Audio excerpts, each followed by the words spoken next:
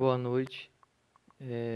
Iremos falar um pouco sobre a unidade gráfica de processamento.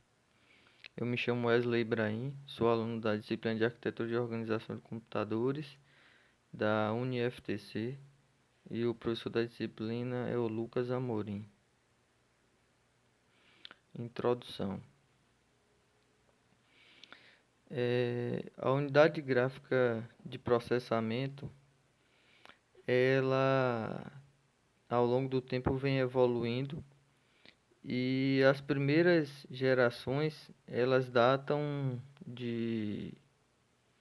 na verdade, os primeiros históricos de dispositivos semelhantes a estes datam de 1970 a 1980.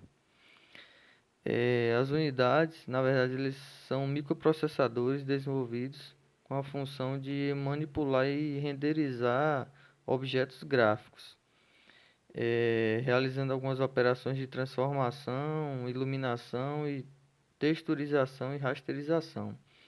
Então, o principal, digamos assim, objetivo no desenvolvimento dessas unidades gráficas de processamento foi sua utilização para esses sistemas de manipulação gráfica, na utilização de desenvolvimento de games e também material audiovisual, né? Só que com esse desenvolvimento ele ganhou espaço também no meio científico, porque posteriormente percebeu-se que ele tinha um poder de execução de cálculos que eram satisfatórios no meio científico. Desenvolviam cálculos muito melhor do que até mesmo as CPUs, central, né, de processamento, unidade central de processamento. Desenvolvimento. Eu vou falar um pouco sobre as gerações que marcaram as GPUs, né? A primeira geração ela data do ano de 91 até o ano de 1998. Nessa primeira geração foram desenvolvidas algumas placas, né, gráficas como a NVIDIA TNT2, ATI Rage e 3D-FX Voodoo 3. A NVIDIA ela é atualmente a maior empresa ligada a esse segmento de desenvolvimento de unidades gráficas e também foi pioneira, né? Essa primeira geração, as unidades elas tinham capacidade de rasterizar triângulos pré-transformados e aplicar texturas de uma ou duas camadas. Com o desenvolvimento dessas unidades gráficas, a unidade ela passou a desempenhar funções que eram realizadas apenas pelas CPUs. No processamento de objetos 2D e 3D para essa primeira geração.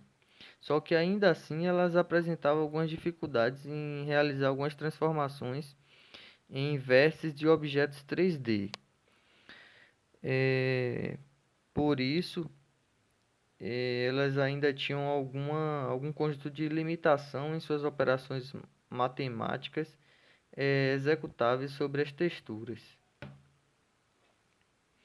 Na segunda geração de GPUs, que data do ano de 1999 até o ano de 2000, já surgiram as placas NVIDIA GeForce 256 e GeForce 2, ATI Radeon 7500 e S3 Cevage 3D.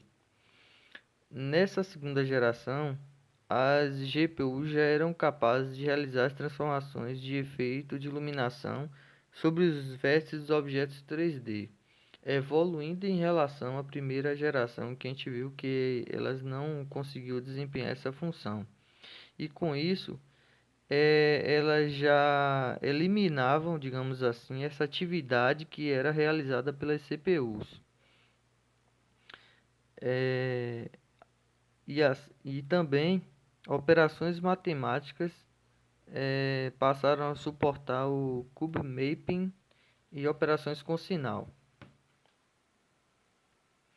Na terceira geração de GPUs, que ocorreu de forma curta no ano de 2001, foram lançadas as GPUs NVIDIA GeForce 3 e GeForce 4 Ti, a GPU da Microsoft Xbox e as ATI Radeon 8500.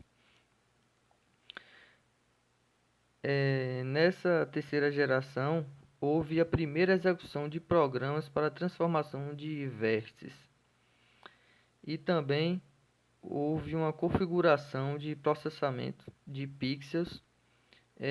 Porém, esse processamento ele ainda não era programável, o que veio a ocorrer nas próximas gerações.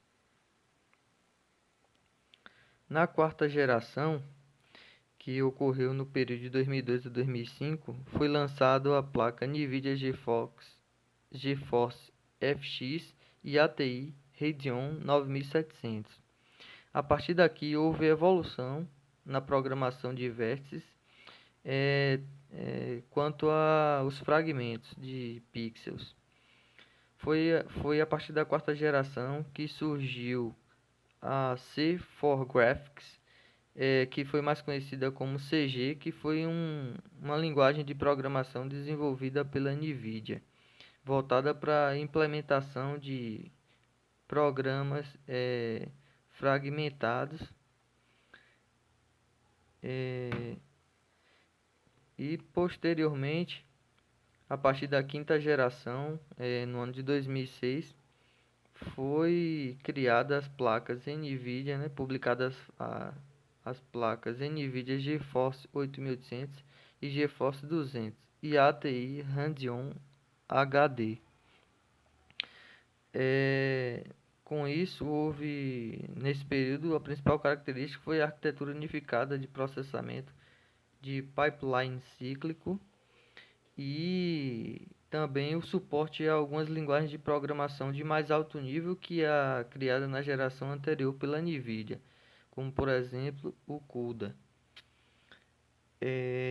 Em março de 2018, em anos mais recentes, a NVIDIA já apresentou outra geração de GPU da linha Quadro GV100. Essa GPU ela é capaz de criar efeitos de reflexo e iluminação em patamares até mesmo cinematográficos, utilizando a tecnologia NVIDIA RTX. Um pouco sobre a evolução dessa capacidade de largura de banda de memória. Como podemos observar, do ano 2013 até o ano 2010, teve uma evolução considerável na largura de banda de memória das GPUs em relação às CPUs. A gente pode perceber que as GPUs elas possuem a capacidade de inscrição e leitura de dados muito superior do que as CPUs ao longo dessa evolução, que chegou a quase aproximadamente 200 GB por segundo.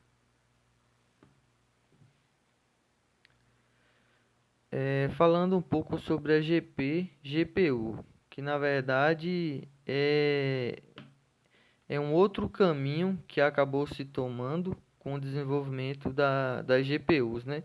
Que são as unidades gráficas relacionadas aos propósitos gerais, né? O que são esses propósitos gerais? Porque, primeiramente, a GPU ela surgiu, como falei anteriormente, nessa necessidade de desenvolver, de melhorar as questões gráficas e também por conta da indústria de games. Desenvolvimento também de dispositivos eletrônicos, uso de telas, questão de uma melhor qualidade de imagem. Só que Com isso também surgiu, como eu falei, a percepção de que esses tipos de microprocessadores eles eram capazes de realizar alguns cálculos avançados e que seriam muito úteis no ambiente científico. Então, o que é esse propósito geral? É a utilização dessas GPUs para outros propósitos além daqueles os quais foram desenvolvidos originalmente. Então, alguns trabalhos já foram realizados e continuam sendo realizados, inclusive uma dissertação de mestrado, ela cita que já foram realizadas uma comparação de sequências biológicas entre o cromossomo 21 humano e o cromossomo 22 de um chimpanzé. Isso foi realizado uma comparação desses cromossomos numa base de dados com mais de 126 bilhões de dados armazenados num banco de dados que a cada 30 meses ele duplica. Isso em 2011. Imagine como está essa base de dados hoje e a capacidade que esse microprocessador tem para poder comparar informações de um cromossomo humano que está nessa base de dados com o cromossomo de um chimpanzé. Um outro trabalho foi publicado na Dinamarca, foi sobre o processamento de sinais de áudio e percebeu-se que ele tem um desempenho melhor do que a performance de CPUs de última geração. Nesse mesmo trabalho, atentou-se também, percebeu-se também, melhor dizendo, que alguns tipos de processamento de sinais de áudio foram melhor realizados pelas CPUs e outros pelas GPUs. Então, querendo ou não, as CPUs ainda têm sua utilidade. Aqui a gente tem um resumo das aplicações do uso da unidade gráfica de processamento, como mencionei, além daquela necessidade originária pela qual ela foi desenvolvida. É no processamento de imagens e visão computacional, no processamento de sinais digitais, na física estatística, no estudo, né, de corpos e etc., nas finanças computacionais, na modelagem molecular, na criptografia e criptoanálise, em redes neurais e também em simulações climáticas e geofísicas. Então a gente percebe que o uso das unidades gráficas de processamento ela não está limitada somente a processamento de imagens. Ela está inserida em um campo amplo de atividades e que desempenha papel fundamental na evolução humana. Conclusão: as unidades de processamento elas vêm ao longo do tempo evoluindo constantemente e cada vez mais de maneira mais rápida, né? Trazendo sempre tecnologias de ponta e fazendo com que não sejam empregadas somente para o propósito original. Com o desenvolvimento delas, tanto a indústria de games quanto a comunidade acadêmica tem recebido os proventos positivos, permitindo com isso estudos, comparações e análises cada vez mais complexas sejam realizadas. Aqui está as referências que foram utilizadas. Obrigado.